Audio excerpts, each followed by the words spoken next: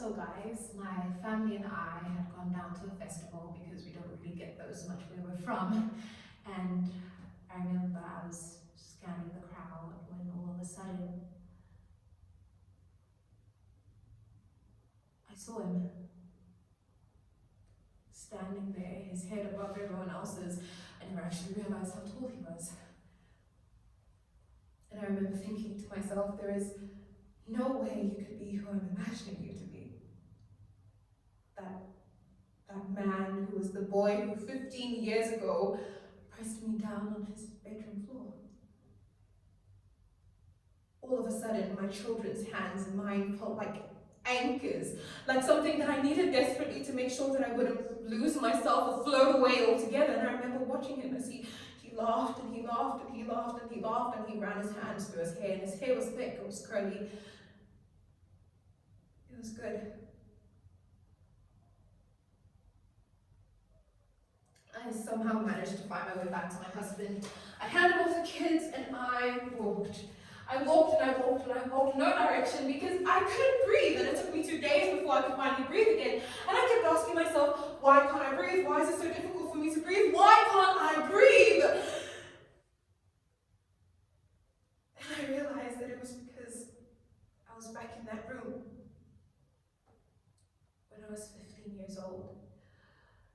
I liked him. He was my friend.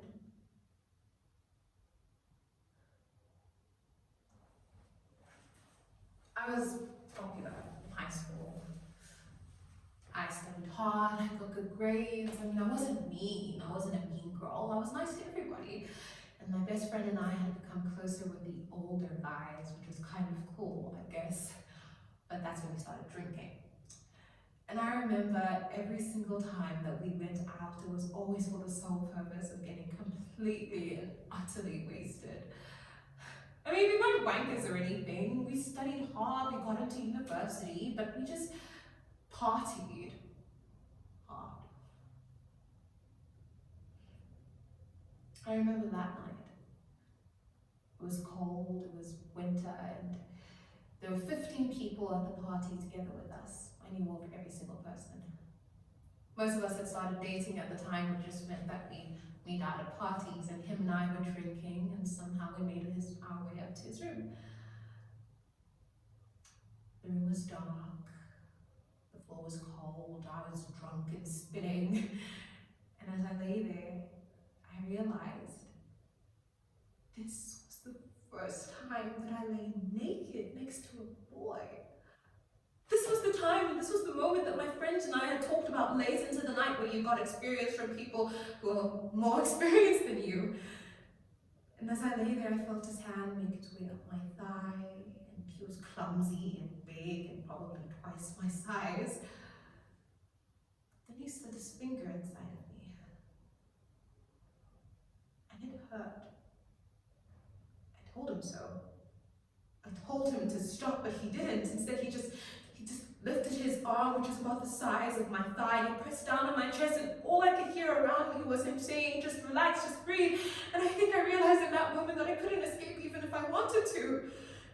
And then he took his fist and he forced it so it's inside, and it hurt, and he just kept forcing his way in deeply, and I kept telling him, stop, I must have screamed, I must have shouted, I must have kicked, I must have done something, but I can't remember. I was sucked into the buzzing of my ears.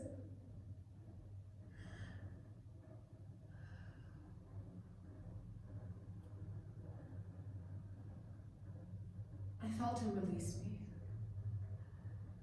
He stood up, muttered something about me being a tease, grabbed his clothes and left.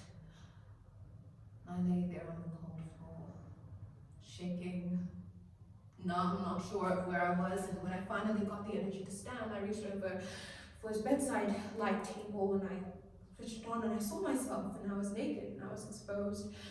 And so I reached for the glass of water that was on the bedside table, and I took it, and I felt it hit its way on at the back of my throat, and I realized as soon as it hit its way on the back of my throat that it wasn't water at all. It was the vodka that I had been drinking earlier, and I felt it burn its way inside of me, and then I felt felt the burn between my legs, and I thought that it would be vodka pouring out of me, but it wasn't. It was blood, the only color in the room, just dripping down my leg, and I didn't realize it was mine until I touched it and I traced it back to the source. And then I burned everywhere and nowhere all at once, and I just kept asking myself, what happened here? What's happening here? What have I let happen here?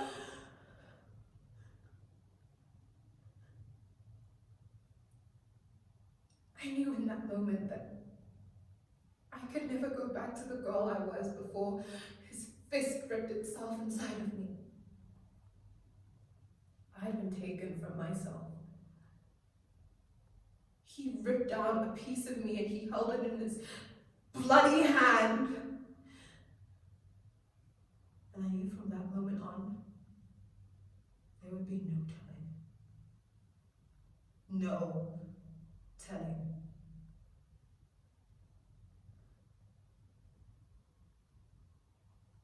Okay, girl, don't be a victim. If you ever find yourself in that situation, this is what you do. Okay, picture me. I'm a girl who is very, very bad. Like, I mean, I need to be punished bad. And by punished, I mean hand punished. So, sit up, ladies. Look alive. I'm going to pretend that my husband loves me, and I'm going to love this baby because I really do think that it could save our marriage. But sometimes, when I look at him, I think that this man of mine, the father of my child, man of my dreams, could kill me.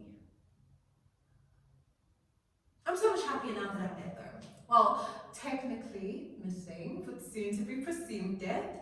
And my lying, lazy, cheating husband will be convicted for my murder. You see, Tracy, Nick Dunn took everything from me. My pride, my dignity, my money. He took and he took and he took from me until I had nothing left. That, to me, is murder. So let the punishment be fitting of the crime. To fake a convincing murder, the first thing that you need, ladies, is discipline. First, you befriend the local idiot, harvest the details of her humdrum life, and then you cram her with stories about your husband's violent temper and terrible spending habits. Invent some credit card debt, gambling, whatever. Then, with the help of the unwitting, you ramp up your life insurance, purchase a getaway car. But you need to package yourself. Make sure that America really mourns your loss, and, well, America loves pregnant women. So it's so hard to spread your legs. What is hard, though, is faking a pregnancy. First, invite pregnant idiot over to your home, sit her down, ply her with some lemonade, and you steal pregnant idiot's urine, and voila! A pregnancy is now a part of your legal medical record. Happy anniversary, Nick! Then you wait for your clueless husband to leave for work, and the clock starts ticking. You start meticulously planning your crime scene, while leaving just enough evidence to leave a tiny specter of doubt. And then you need to bleed. A lot. A lot, a lot. Like crime scene type of bleed, head wound kind of bleed. And then you need to clean. Poorly. Like you would. Bleed, clean, clean, bleed. And well, because you're you don't just stop there. You add a little extra something. A diary. Minimum 300 entries on the Nick and Amy story. Start with the fairy tale days. Those are true and crucial. You need Nick and Amy to be likable, right, Tracy? And then you invent the spending, the abuse, the lies, threats of violence. And then you burn the book. Make it as though Nick was the writer and make sure the police find it. And well, to end off our little treasure hunt in complete tradition, you make sure that they find it. If I play my cards correctly, Nick Dunn will be hated by all of the world for killing his pregnant, beautiful wife.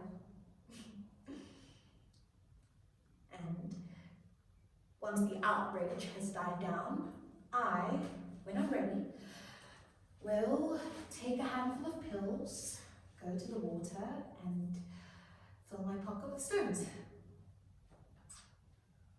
And when the police find my body, they'll know that Nick Dunn dumped his beloved like garbage.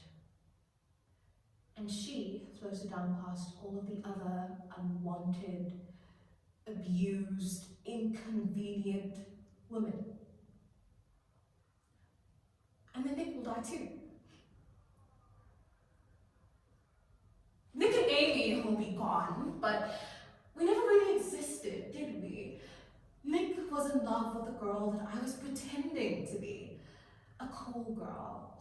Men always use that as their defining compliment, don't they? Oh, she's a cool girl. She's hot. Cool girl is hot. Cool girl is fun. Cool girl is gay. Cool girl never gets angry with her man. Cool girl likes what he likes. But then, he went and he got himself a newer, younger, bouncier cool girl.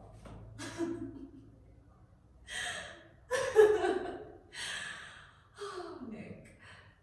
You think that I'm gonna let him destroy me and get off happier than ever? No way. Nick doesn't get to. Oh. My cute, charming, salt-of-the-earth misery guy. He needed to learn. Grown-ups pay for things. Grown-ups suffer.